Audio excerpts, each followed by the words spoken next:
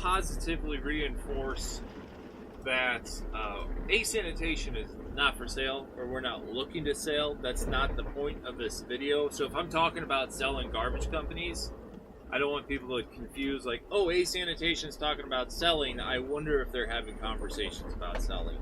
We're not having conversations about selling within the context of Sanitation being sold. We're having conversations about selling in the fact that Sanitation has bought smaller garbage companies or other companies' stops in the past. Some of these were done before I got here, some were done when I got here. But it was all part of the process of switching to automation, and then some stops became available for sale, and those were bought. And there was a lot of conversations about valuing stops and what to pay for those. And I will say, like, I am not the owner of Sanitation. Mitchell is. And there are people who are experts or call themselves experts, and they're consultants in this field.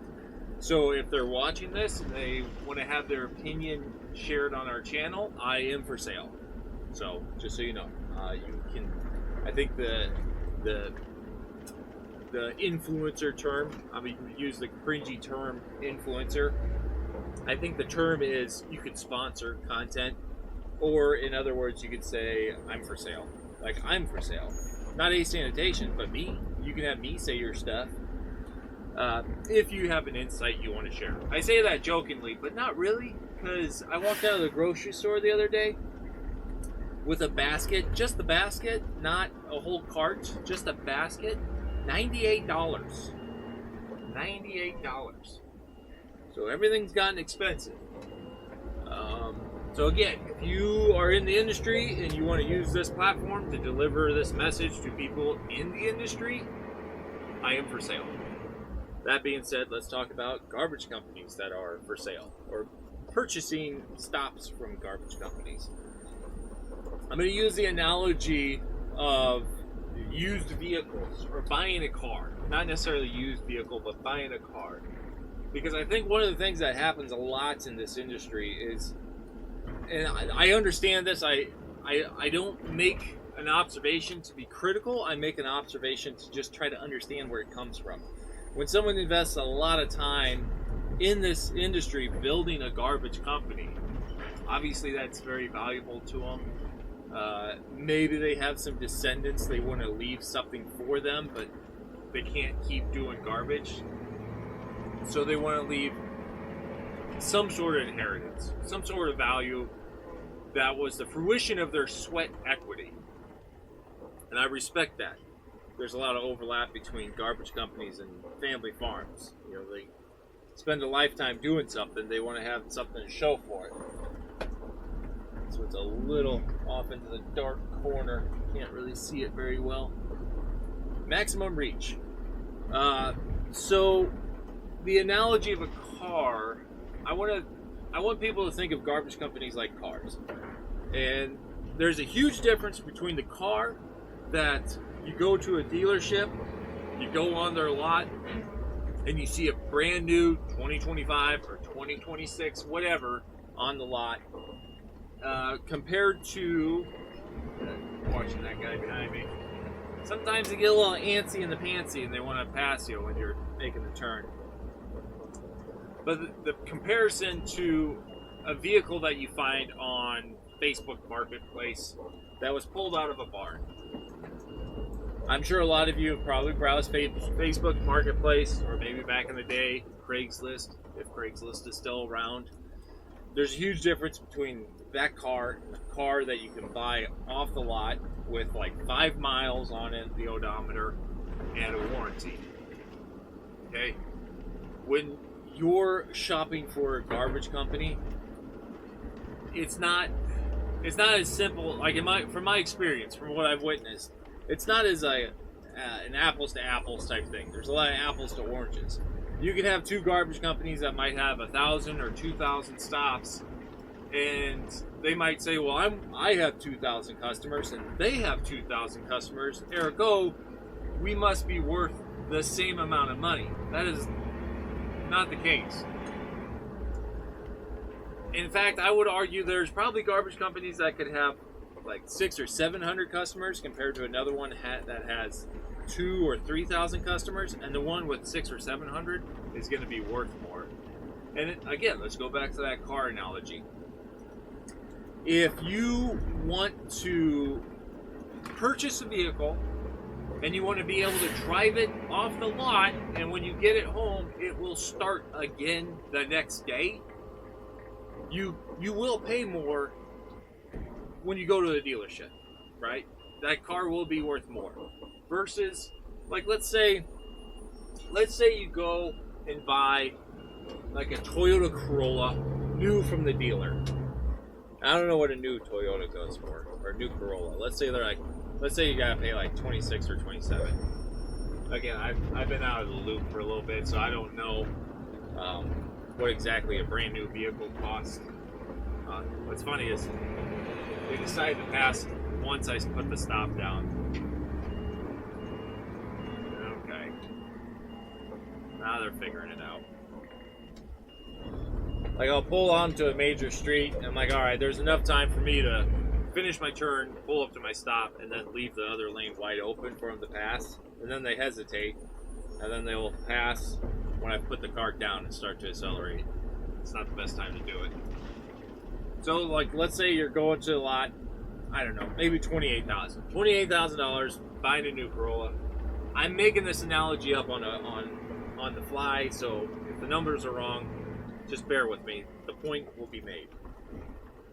$28,000, brand new Corolla.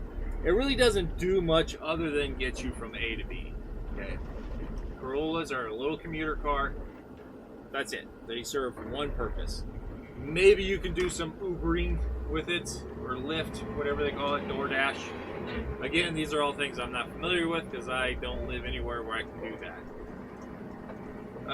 And then you go on Facebook Marketplace, and there's a guy selling a 97 Ford 350 with the 7.3 diesel in it. Okay, that truck, it's bigger, stronger. It can pull and haul a lot of stuff, and for the most part, that engine is durable. But it's from 1997. Okay, you're talking about a 28-year-old truck. And what happens with the 7.3, this actually turned out to be a really good analogy. What happens to the 7.3, or guys that have a 7.3, they always overprice those things. Like, you'll see a Ford 7.3 diesel on Facebook Marketplace, and a guy's asking like $25,000 for it. It's like, bro, I don't know if we're there. I don't think that happens anymore. Like, I understand there's some notoriety to that 7.3 diesel, but unless that thing's been kept in a cargo container sealed, I just don't see it being worth that much. But the guys that own it think it is worth that much. And that's what happens to garbage companies. They'll have these old garbage companies that have been kind of beat up and used and not well maintained, and they'll say, this thing's worth, X amount of millions of dollars. It's like, I just don't see it, dude. And much like that 7.3 diesel, they, when you show up from your Facebook Marketplace ad and you're talking to the guy, they'll say, yeah, it runs. And that's always the red flag when they say it runs. And it's like, what's the catch? What's going on here? Alright, I guess I'm going. But usually what the catch is they'll get in the vehicle and they'll say, yeah, we'll start it up, and maybe he's had it hooked up to the block heater for an hour or two before you got there. So you had it warmed up before you got there. So it starts, and then you turn on the vents and you get a nice big whiff of, mouse piss. And it's like, oh, that's gross. Maybe mouse turds fly out like grains of rice. Like, I don't know, man.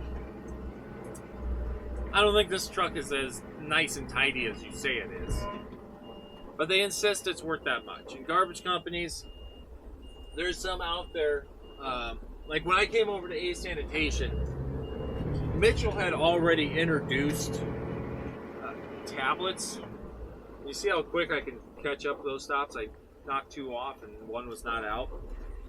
So we got tablets where everything is routed, and it's all connected to wireless or a network.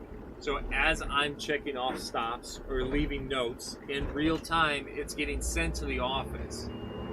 So essentially, if someone bought a Sanitation, and again, it's not for sale. That's not what I'm saying. I'm just using this as an example.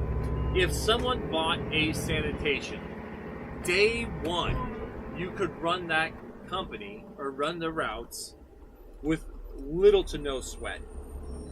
You could get in trucks that have been regularly serviced and greased. Like there's a difference between servicing the truck versus servicing like the body. Like we'll grease the body according to the maintenance schedule, and then we'll take the truck into service based on the service schedule. We'll let other mechanics do all the stuff around the truck, but the trash body, there's some stuff we've had some outside help do, but for the most part we've been just greasing everything accordingly. But the point is, you could get in these trucks. The trucks have value. They start reliably. You turn on a tablet. Your routes are all in the tablet. It's all connected to a network that can be communicated back to the office. All the stops on the tablet are routed as they're supposed to be ran. So even if you bring in a swing driver, realistically, if the swing driver has experience driving a garbage truck, he should be able to run these routes. Not as fast as a regular driver, right? If I get this route done in 8 or 9 hours, maybe a swing driver is going to take 10 to 11, maybe 12. Some of these neighborhoods get a little tricky. But much like buying a new Corolla right off the lot, a Sanitation is going to run. You'll show up the next day, you write the check, you show up the next day, and you turn the key, and the car starts. No fancy, you got to prime this first, or you got to warm it up a little bit first, or no, it's a little finicky because there's this wire here, you got to do this, or roll it down a hill and pop it in gear, and then that'll start. I always park the truck on a hill, so when I roll it, it'll start. None of that. A Sanitation is much like that brand new Corolla. And again, this is all my analogy. So it ain't going to be perfect. And I don't want you to make erroneous conclusions based off of a driver driving around just kind of talking to himself. But I want you to just wrap your head around some of the concept about if you're somebody that's looking to sell your garbage company, maybe you would like to sell it today, but upon reflection, you might find out realistically you should probably sell it in 2 to 3 years after you service the company much like you would service a car. You want someone to be able to fire that up. So there's guys out there that run routes off of paper. They'll put all the stops on a piece of paper that I print out every day. Some of it's routed. And I've seen garbage companies like this. I've worked at garbage companies like this, where every day 20 sheets of paper are printed off with all your stops, and all the stop numbers are 0 because nobody's routed it. So you take a truck to a neighborhood and you don't run a route, you just run neighborhoods where you're kind of winging it. And worse still, there's garbage companies, and this wasn't at one I was at, just so we're clear. But this does happen. I know this happens. There's garbage companies out there where the payroll doesn't necessarily reflect the staffing. Meaning, some guys might just show up and ride the truck a little bit, maybe get paid under the table some cash. Why they get paid that way, I don't know. Could they pass a piss test? Questionable. That's a question mark. That's a big question mark. Are they the most reliable? Not necessarily. There's still some of that going around. As as regulatory as the DOT is, there's still a few operations out there that run a little sketch. they run a little sketch, much like your Facebook Marketplace deal. I've been using this analogy a lot because I've tried to sell some stuff on Facebook Marketplace, and the experience has been nothing but awful. I do not like interacting with people on Marketplace.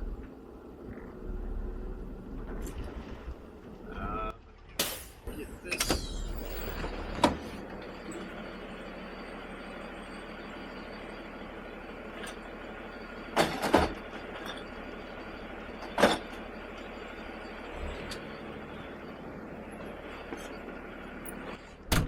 This route has been run pretty smooth otherwise.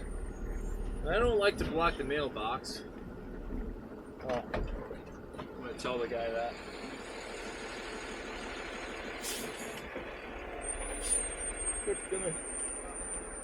So, I'm either going to put it in front or behind the mailbox so I don't block the mailman. You take it right away? Okay. Do you do that every time? No, not every time. Okay. Well, if you see it move, I'm just not blocking the mailman. Okay. Sometimes I gotta be careful how I talk to customers because I'm like shouting, and I don't want them to think I'm shouting at them. Like I'm trying to be civil in my tone while also yelling. It is a bit of an art or a craft. And I'm still learning. Kind of lost my train of thought. So yeah, Facebook Marketplace, purchasing vehicles. I guess if you're going to sell a garbage company, you got to ask yourself, if your company was a used car, or if your company was a car you're going to sell, is it going to be sold on a dealership lot with a warranty? And I understand, like, it's not the perfect analogy because I sometimes avoid dealerships because they do. Well, they have earned the name dealership. Not all of them are bad. I'm not saying all of them are bad, but there's some that do have a reputation. But for the purpose of the analogy, we're going to simplify it. You can reasonably expect the brand new vehicle that you get off the lot is going to be a little different. Just a little different. And you want a garbage company to run smoothly. And to be able to pass regulatory, standards. Like it, just think of it from, like, here's a way to think of it. Think of it from a buyer's perspective. If a buyer buys your company, how much more work are they going to have to do to get it up to snuff on their standards? Like if a buyer comes in, look at that buyer's company and how it's built and operate daily, and then look at your own. And be like, okay, so if they buy this company, they're going to have to make some pivots to make it work. Like, there's companies out there that don't even provide carts for all the customers.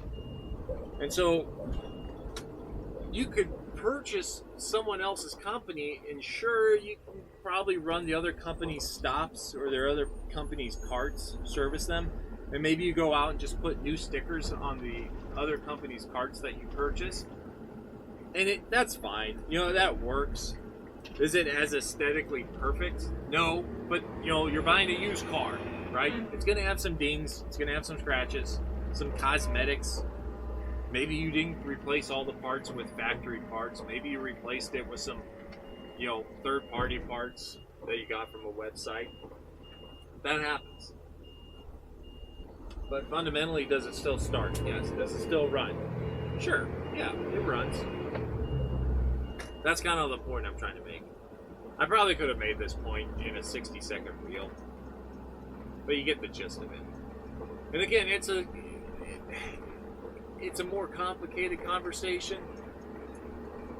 and there's people that do that, have that conversation. Nate with Trash Joe's, he's been on the podcast a few times.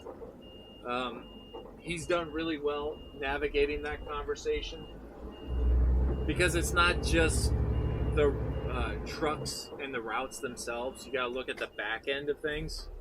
So front to back, how does that company work? As far as like how are things done in the office, what policies are done, what are the customers' habits? You know, there might be some things that the company that's buying another one, like they don't allow the customers to do, and then they purchase a route where the customers are used to, doing stuff that probably shouldn't be done when it comes to being a garbage service provider. So my camera's cooled off, but I'll sum it up this way. If you're going to sell a garbage company, you have to ask yourself, much like when you're selling a used car, is it going to run after they buy it? And if it doesn't run, how much time are they going to spend and money and parts are they going to spend to get it to run? So if you pull a car out of a barn and it's going to take, quite a bit of time for it to spend on a lift for someone to order parts and start installing it, obviously that's not going to be worth the same as a car that does run, even if that car is smaller or not as impressive.